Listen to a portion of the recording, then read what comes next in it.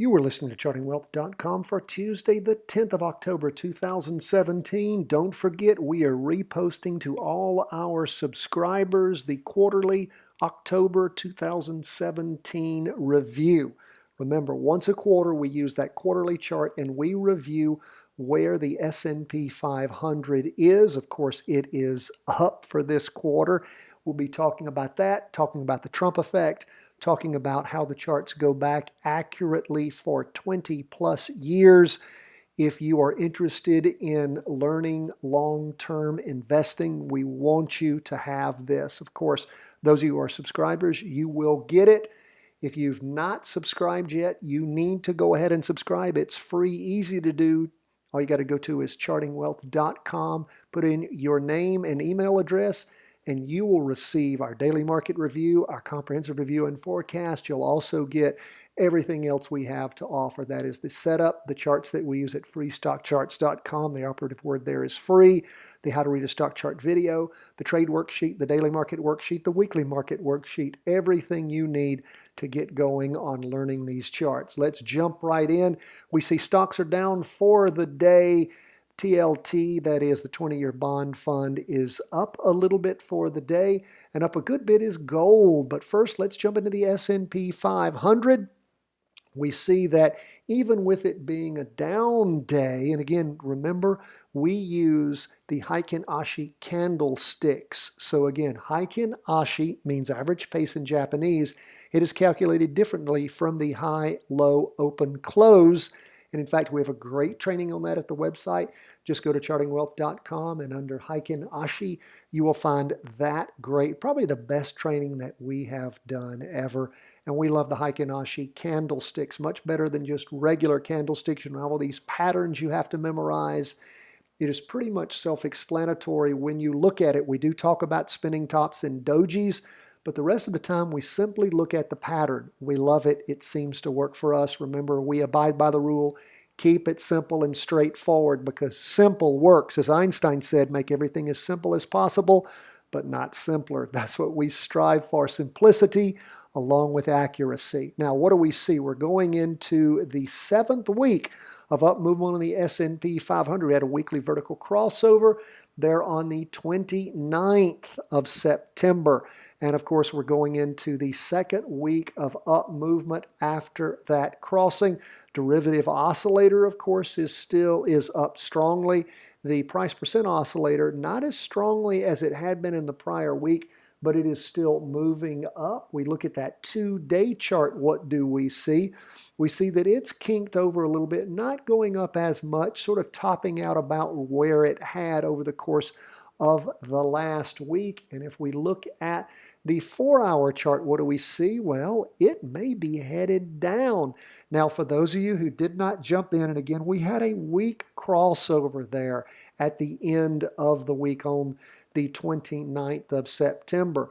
Although the market continued to shoot up over the course of the last week. Starting on Friday, it started moving sideways, maybe getting ready to cross over going down. Derivative oscillator's already gone negative on the 4-hour chart. So it may be, this pullback may be ending. I'm sorry, it is not a pullback. If it ends, it's a pullback. So this upward movement may be tapering off. So again, if you do have it crossover going down on the 4-hour chart, that is the pullback. Once it crosses back over going up, you may have an entry point for further up movement. We'll continue to watch, see what we see. Remember, we're not forecasters, we're trend followers. So keep your eye on the prize. Now, what's going on the weekly chart? When it comes to the S&P 500, it was down 0.12% for the day. Again, we see that the week starts off with actually a green, a little bit of green on the derivative oscillator. The price percent oscillator still in the negative, but growing ever closer to a crossover. Hasn't happened yet. And again, still in a confirmed down move. Where's the 2-day chart on the Qs, the Nasdaq 100? Well, it crossed over going up on Friday, the 6th of October. And again, we see another up candle, even though for the day the movement was down. The Heikin Ashi candlesticks drawn differently. Again, it shows us where the average pace is going up, even though price movement was down. Derivative oscillator also up. And again, derivative oscillator continuing to move up, not as strongly as it had been. Where are we on the 4-hour chart? Again, could it be topping off up in the morning and then a spinning top in the afternoon? So some indecision, but still decidedly up. We'll continue to keep an eye on the cues and where things are. If we do have this crossover going down, you may have a jumping in point, particularly if we see some heated, strong down movement. Since, oh no, I'm sorry, we do not have that because why? The 2-day chart at the end of the week crossed over going up. So even if we do have the 4-hour crossover, we have a little bit of schizophrenia because the 2-day chart is up while the weekly chart is down. So even if we have that crossover, we will not have a trade on the cues. So we'll continue to watch. And again, we don't have to trade everything all the time. We trade things when they work. First rule of investing, don't lose money. Second rule, make money. Okay, let's keep moving through these charts. Where are we on TLT? Up for the day a little bit, about 1/3%, 0.13%. We're in a confirmed down move on the weekly chart. And on the 2-day chart, movement still well below the weekly trend line, even though TLT was up a little bit at the beginning of the week. Derivative oscillator still heating up, going down. What's going on the 2-day chart? 2-day chart shows some up movement, but the up movement didn't penetrate, at least on the 2-day chart, the two-day trend line. Still well below the weekly trend line. Derivative oscillators lost a little bit of its downward momentum. So is the price percent oscillator, but both are still firmly negative. What do we see going on the 4-hour chart? It did cross over going up after sort of sliding sideways for a while. Keep an eye on that upward movement, still below the 2-day trend line and the weekly. We'll continue to watch and see what happens. If we have a good bit of backward movement, then of course you may wish to preserve what you made jumping in after the weekly vertical crossover going down. Once this pullback is over, and if the bonds roll back over going down, of course you can jump back in to your down movement. Just keep an eye. Remember, the big chart is what controls overall. You don't need to be just jumping back and forth on the vacillations of the smaller chart, but you do want to keep all the charts in mind all the time. So what's going on in gold? Up 0.81% for the day. Gold has penetrated the 2-day trend line, still below the weekly. Weekly still heating up. We see the derivative oscillator heating up and the price percent oscillator continuing to move down. As we pull in a little closer to the 2-day chart, we can see that 2-day trend line was broken through the price movement over the course of the day.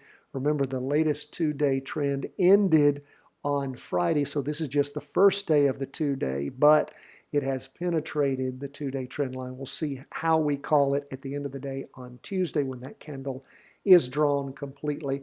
Does give you a pause for concern there on continuing downward movement.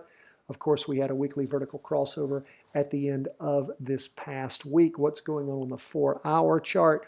Of course, it started moving up on Friday afternoon. We warned you about that on Friday when the weekly vertical crossover took place up in the morning and up in the afternoon on Monday.